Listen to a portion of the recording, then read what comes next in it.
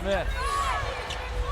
Boy, she chose not to take it right at Skylar Diggins. 1 on the shot clock. Heidemann has it. No. Snapped down by Russell. Smith had Skylar Diggins 4 feet from the basket on a post-up, and she didn't put it up.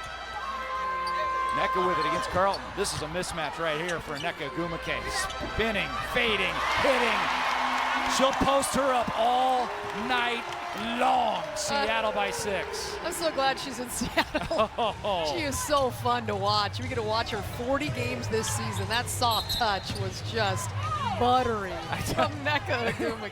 6-0 run from Seattle. I talked to Nneka the other day, and I just said, first of all, welcome to Seattle, and second of all, I would just like to thank you for coming, because I was really tired on the broadcast of saying the Storm would have won this game if it wasn't for Nneka Ogwumike. No question. Look at this, the turnaround jumper, and it hits the rim, but that soft touch just rolls around and won't go down, or won't go off the rim. It's going to go down into the hoop. High-level stuff from Nneka.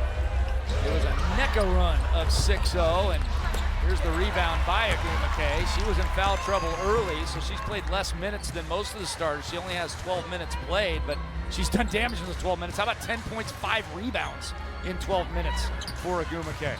She's a double-figure machine. Ogwumike working again on Carlton. And the help comes in Alana Smith, and that was nice defense by Smith. And she'll take it the other way, and knocked away by Skylar Diggins Smith. It's odd that this is one of those games, Elise, that it feels like Seattle should be up like 12. It just feels like they've really outplayed Minnesota, but the Lynx are still right there. Courtney Williams, 15-foot J. It's a 3-point game with 52.9 left at half.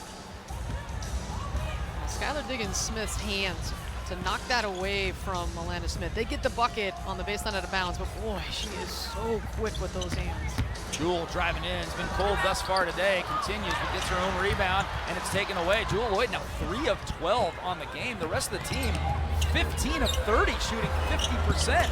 That one's off the mark, and we'll keep it here. Last touch by Mercedes Russell. So we thought the shot attempts for Jewel would be lower this year. Well, thus far they have not in game 1. She's got 12 in the first half. She's got the 5 boards to go with it, but I think for Jewel Lloyd, she's going to realize the more that she plays with this team that she doesn't have to create her shot as much, that she's going to get the ball back. And these are shots she can make, most definitely. 12-second differential on game and shot, and a foul by Skylar Diggins Smith will put Minnesota's Heidemann to the line. You see how much contact. Skylar Diggins Smith. Those quick hands. Doesn't like that call, but it really doesn't matter as Heidemann will head to the line. So Jewel, first personal on Sky. Jewel is 3 of her first 4. She is now 0 for her last 8. As Russell comes out. Seattle with their starting 5 back on the floor. Victoria Vivians, Diggins Smith, Ogwumike, Lloyd, and Ezzie.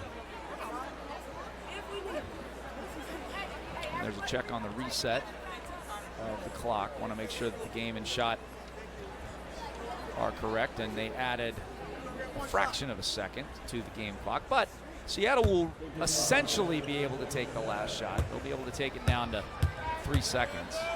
And Skylar coming over during that free throw, talking to Noelle Quinn, wants to know what they're going to run, have a conversation. Let's see. These are the type of situations when you talk about coming together, gelling, having flow. What do you do in last-second situations? Skylar loses hand of the basketball in mid-court, taken away by Heidemann. 3-on-1 break the other way. Williams puts it up. Good defense by Skylar, but the follow is up and in by McBride, and Minnesota has got the lead. 8 seconds left for Seattle. Can they get it back here? 7-0 run by the Lynx. Jewel puts it up. That one's off the mark. No good. Out of bounds. And with .4 on the clock, it'll be Minnesota basketball with a 7-0 run.